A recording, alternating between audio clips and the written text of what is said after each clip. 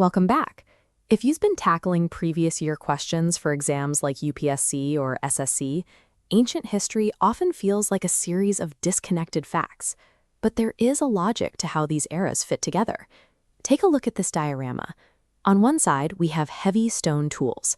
On the other, a highly organized brick city.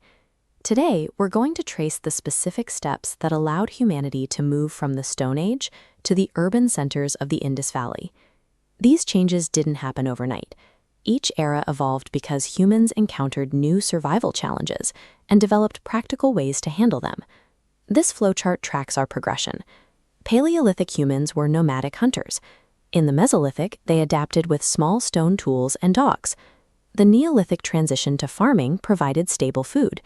Chalcolithic copper led to durable tools. This sequence ultimately created the Indus Valley Civilization. This five-step sequence, Paleolithic, Mesolithic, Neolithic, Chalcolithic, and Indus Valley, provides the structural framework often required for chronological order questions. Mapping out these eras makes it easier to categorize individual archaeological sites and findings correctly. Our record begins with cave art. These early paintings show exactly what mattered to Paleolithic humans. Almost every image centers on the animals they tracked. The Bhimbetka caves are the most significant site for this art. Located in Madhya Pradesh, they were discovered by V.S. Wakankar. This location provides a continuous record of human habitation, which is why UNESCO designated it a World Heritage Site in 2003. Hunting was unreliable. The agricultural revolution provided consistent food as humans grew crops. This shifted lifestyles. At Burzahome, we found protective pit dwellings. Also, note a common exam mistake.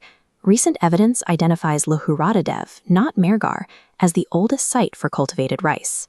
The move to agriculture required people to remain near their crops year-round for constant maintenance. This effectively ended the nomadic lifestyle and led to the first permanent settlements. Before looking at the first cities, we must highlight the core developments that made them possible. These firsts are the building blocks of more complex societies. On the matrix's left are early domestications. The dog became humanity's first animal companion, and barley the first cultivated crop. On the right, tool transitions, moving from stone axes to copper. This combination defines the Chalcolithic age. Copper tools were far more efficient for clearing land and farming, leading to a rapid rise in food production. As populations grew, communities faced a new challenge: how to organize large groups of people living in close proximity. To accommodate these larger populations, the Indus Valley developed standardized, grid-based urban planning. Archaeological evidence shows high technical skill.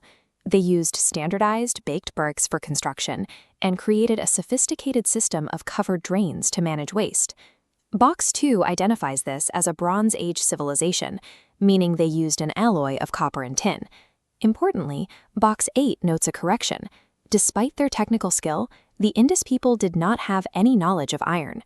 This organized approach to city building allowed the civilization to expand across a vast area, eventually covering nearly 13 lakh square kilometers. This map shows the extent of that reach.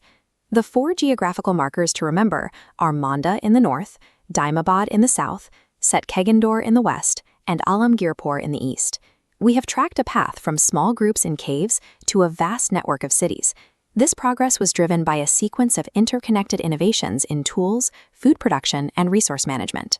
To summarize, the Mesolithic era was defined by animal domestication, while the Neolithic era brought agriculture and permanent settlements. The Chalcolithic era introduced copper, and the Indus Valley applied these advancements to create planned urban environments. These eras represent a continuous line of practical adaptations that allowed early humans to thrive in a changing world. Understanding the logic behind these shifts helps put the specific facts of the syllabus into perspective. If this breakdown helped you see the connections in ancient history, make sure to subscribe for more. Keep studying, and I'll see you in the next class.